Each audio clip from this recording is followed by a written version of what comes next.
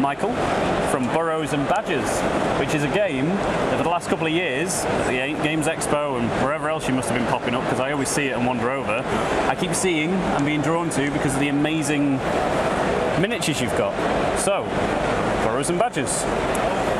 Okay, initially we started out doing kind of fantasy figures generally. We were doing dwarves, had a range of dwarves, stuff like that. We were just trying general fantasy stuff, and one of our customers said, you should really be doing anthropomorphic animals. Really? You'd be good at it. That's a really strange direction for them to send you in as well. But I mean, obviously you are really good at doing... But, well, thank you. Yeah, they are. But it's such a bizarre theme, I guess, and I think that's what draws me to it, is that there's nothing else really I've seen that's anything like it. It just reminds me of Wind in the Willows, and it harks back to that sort of childhood, like, you know, Mr. Toad in his car and all that. Well, sort I think of it was the Red Wall books this guy had been reading, and it was that kind of thing where he said it'd be good to have figures, the mice are little and the badgers are big and everything else is in between, and no one else does that. I said, okay, I'll give it a go. I'd started out on my sculpting career.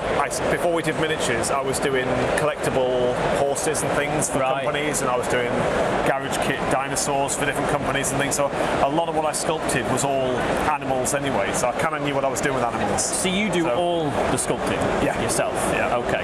And you've already answered the question. I mean, it's quite difficult because my next question that I'd lined up, so now I'm on the spot, was going to be, what did you do before you did this? But you've just answered it. So, you know, and you've already answered how you came up with the idea. Yeah. But can we get some proper... Worked at Games Workshop, basically. You worked at Games Workshop? I managed a couple of stores for them, and then, you know, from there I went into doing painting for people. And then started sculpting. Cool. So when did you officially launch Burrows and Badgers? About 2 years ago, we had a little small rule book that I'd just done myself.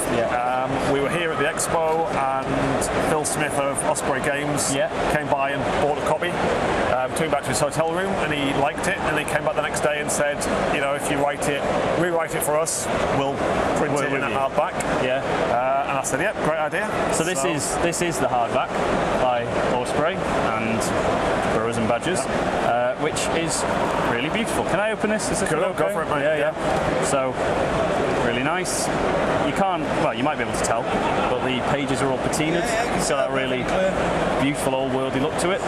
The artwork is gorgeous. And yeah, I mean, this is not something we sell, but it's fantastic. And the miniatures are great. I hope you've actually been able to see some of these properly. And like the tavern over there, which is behind Michael, that's what, just an MDF kit? Yeah, it's Sarissa. Last year here, actually, Sarissa came over and said, we can do buildings for you because we like you. You know, they already had a bunch of the miniatures, and they just said, can we make some buildings? And so we said yes. And the tavern, you know, I mean, I don't know who's painted that. And if you could buy it as a that's yours? Yeah. It's gorgeous. If you could buy it as like a pre-made kit, pre-painted, I'd buy that for a lot of money. It's so nice. They're not difficult to paint. I did all the buildings and bits and pieces, all the MDF bits on that took a day to do the whole lot. So spray paints and then dry brushing. Really. That's a fairly standard table size we use for the game, actually, 4 foot by 2 foot. Normally we say a 3 foot by 3 foot table because it's a small skirmish game. And how long does we it often take? use a 4 by 2 just because you play the same scenario lengthways and then widthways, you get a completely different game. And average game? Difficult to answer game length. I would say generally about an hour, but if the game's going horribly wrong, because it's a campaign game, it can sometimes be better for you just to go, no, actually, I'll run away. My warband will run away, we'll live to fight another day, and then start another game. And let the other guy win, because, you know, he'll get benefits for winning, but at least you're not losing characters, because you do want your warband to survive from game to game and get better as they develop. So, as they survive from game to game, do their stats change? Do they get? Yes. So it's almost like a legacy game. Your guys, sometimes your guys will die, or you'll hire new characters for your warband. Their equipment will change. You might get new skills or spells for them.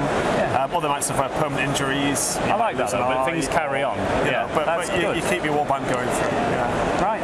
And are there any plans, or do you have any sort of RPG material that people could use? Yeah, well, I've got a campaign book I've just finished, a 2-player campaign, which just kind of develops the campaign system a bit further. Yeah.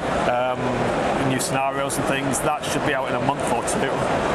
And we are working on a role-playing game for it as well. Because the role-playing game, I've got to be honest, I don't play a lot of skirmish games. I don't get time to, I don't get time. That's a bit of a cop-out. I've been really limited with the time that I get to play games. But when I do, and there are so many games, but when I do, it's always like, oh, just play an RPG, even if it's just a one-shot. D&D. Well, I can imagine. Obviously not Wind in the Willows, keep saying Wind in the Willows, but it's that sort of... Yeah, that's what I read when I was a kid. And playing that as an RPG with these characters, and especially with this terrain and stuff, it'd just be fantastic, wouldn't it? That said, generally when I RPG, I tend to go theatre of the mind and not have any miniatures, or... That's not the best thing for a guy who sells miniatures to say, but that's just when I roleplay, I like it all in my head. Yeah. So, probably, if I write role-playing rules, they won't use the miniatures. Well, but they could. But they could. I assume. But they could. But they could. Right. Well, thank you very much. Appreciate it. Don't know. Yeah, we're still on camera, so cheers. I would have shaken your hand if we were not on camera. To be clear, I will put this back. Thank you for taking the time. And Burrows and Badgers. You can find it. What's your website? I assume if they just type Burrows and Badgers in, they're going to find it. Works. That works. We've got a very active Facebook group. Or just oathsworn.net, which is us. Yeah. Okay. Right. Thank you very much, Michael. Thank you. Cheers.